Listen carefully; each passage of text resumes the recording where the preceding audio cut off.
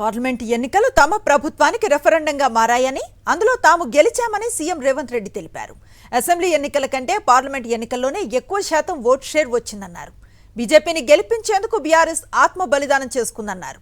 ఈ ఎన్నికల్లో ఫలితాలు పీసీసీ చీఫ్గా తనకు ఉగాది పచ్చడిగా మారాయన్నారు. ఇటు కేంద్రంలో మోదీ గ్యారంటీ ఫెయిల్ అయ్యిందని, ప్రజలు బీజేపీని తిరస్కరించారంటూ సీఎం రేవంత్ ఫైర్ అయ్యారు.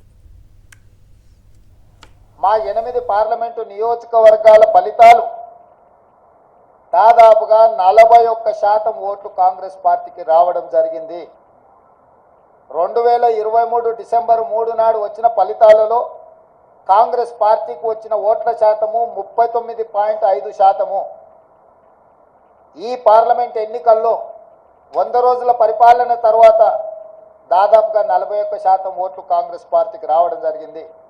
ఓట్ల శాతంలో ప్రజలు రెఫరెండం ద్వారా మా పరిపాలన బాగుందనడమే కాదు, మమ్మల్ని మెచ్చుకొని అసెంబ్లీ ఎన్నికల్లో ఇచ్చిన ఓట్ల శాతానికంటే అధిక ఓట్ల శాతాన్ని ప్రజలు మాకు ఇవ్వడం ద్వారా, ఆశీర్వదించడం ద్వారా మా పరిపాలన పట్ల ప్రజలు సంతృప్తి వ్యక్తం చేసిండ్రు అని చెప్పి నేను భావిస్తున్నాను.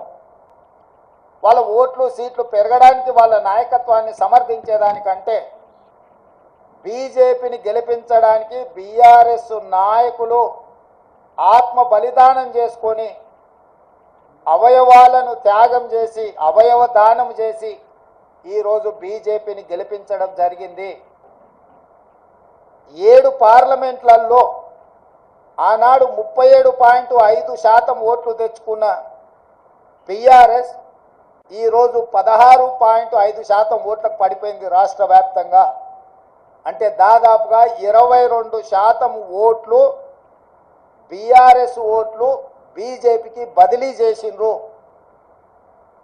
బీఆర్ఎస్ నాయకుల యొక్క ఆత్మగౌరవాన్ని, బీఆర్ఎస్ యొక్క శాసనసభ్యుల ఆత్మగౌరవాన్ని బీజేపీకి కేసీఆర్, కేటీఆర్, హరీష్ రావు తాకట్టు పెట్టిండ్రు. తనంతల తానే అంతర్ధానం అయిపోయి ఈరోజు బీజేపీని గెలిపించడానికి చంద్రశేఖరరావు గారు ఒక దురాగతానికి పూనుకున్నాడు అని అంటే ఈరోజు మనం అర్థం చేసుకోవాలి. కేటీఆర్ గారు నిన్న అంటున్నారు ఫినెక్స్ లాగా మనం ఇప్పుడు బూడిదైన నాయన మళ్ళీ పుట్టేది ఏం లేదు, ఇక బూడిదే మీకు మిగిలింది. ఆ బూడిద తీసుకెళ్ళి మీ బావకు మీ నాయనకి ఇద్దరికి బుయ్యి ముఖానికి సరిపోతుంది, గాడికి మీ కథ సుఖాంతం అయిపోతుంది. చరిత్రలో ఆ పార్టీ పుట్టినప్పటి నుంచి ఈ రోజు వరకు పార్లమెంటులో ప్రాతినిధ్యం లేకుండా ఉన్నది ఇది మొదటిసారి. అవును, ముఖ్యమంత్రి రాష్ట్రానికి, జిల్లాకు కాదు, పిసిసి అధ్యక్షుడు కూడా రాష్ట్రానికి. రాష్ట్రంలో ఏ సీటు గెలిచినా, ఏ సీటు ఓడినా అది నాదే బాధ్యత. ఈ పిసిసి అధ్యక్షుడిగా, రాష్ట్ర ముఖ్యమంత్రిగా రాష్ట్రం నలుమూలలో వచ్చే ఏ ఫలితాలైనా నేనే తీసుకోవాలి. ఈ విషయాన్ని మీరు హుజూరాబాద్ ఎన్నికలప్పుడు గుర్తు చేసిరు, హుజూర్ నగర్ ఎన్నికలప్పుడు గుర్తు చేసిండ్రు, నాగార్జున సాగర్ ఎన్నికలప్పుడు గుర్తు చేసిండ్రు, మునుగోడు ఎన్నికలప్పుడు కూడా గుర్తు చేసిండ్రు. ఇప్పుడు కూడా గెలుపు ఓటములు అన్నిటికీ నేనే బాధ్యుణ్ణి. ఇందులో ఓటమి ఒకరి ఖాతాలో రాసి గెలుపులు నా ఖాతాలో రాసుకునే తత్వం కానీ ఆలోచన కానీ నాకు లేదు. కాబట్టి ఇచ్చిన ఫలితాలు, వచ్చిన ఫలితాలు ఉగాది పచ్చడి లాంటివి. కొంత తీయగా ఉన్నది, కొంత చేదుగా ఉంది, కొంత పుల్లగా ఉంది. కాకపోతే ఓవరాల్గా పచ్చడి అనేది మంచిది. ఇప్పుడు వచ్చిన ఫలితాలను పిసిసి అధ్యక్షుడిగా, రాష్ట్ర ముఖ్యమంత్రిగా ఉగాది పచ్చడి లాగా నేను స్వీకరించదలుచుకున్నా. 303 సీట్లున్న బీజేపీ 240 సీట్లకు పడిపోయింది. అంటే మోడీ గ్యారంటీని ఈ దేశ ప్రజలు తిరస్కరించిండ్రు. మోడీ గ్యారంటీకి ఉన్న వారంటీ అయిపోయింది.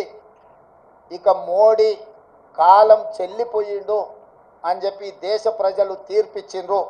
దానికి సంబంధించి ఈ ఎన్నికల్లో బీజేపీకి, ఎన్డీఏకు 42.9% ఓట్లు వస్తే ఇండియా కూటమికి 41.1% ఓట్లు వచ్చినాయి. దాదాపుగా సరి సమానంగా ఓట్ల శాతం వచ్చింది. సీట్లు కూడా దాదాపుగా పోటీ పడే విధంగా రావడం జరిగింది. జాతీయ రాజకీయాలలో నా విశ్లేషణ, నా డిమాండ్ ఒక్కటే. మోడీ గ్యారంటీ మీద ఎన్నికలకు వెళ్ళిన భారతీయ జనతా పార్టీ మోడీ గ్యారంటీని ప్రజలు తిరస్కరించారు. మోడీ గ్యారంటీకి ఉన్న వారంటీ పూర్తయిపోయింది, కాలం చెల్లిపోయింది. కాబట్టి ఈ దేశ ప్రజలు మోడీ గారిని తిరస్కరించారు.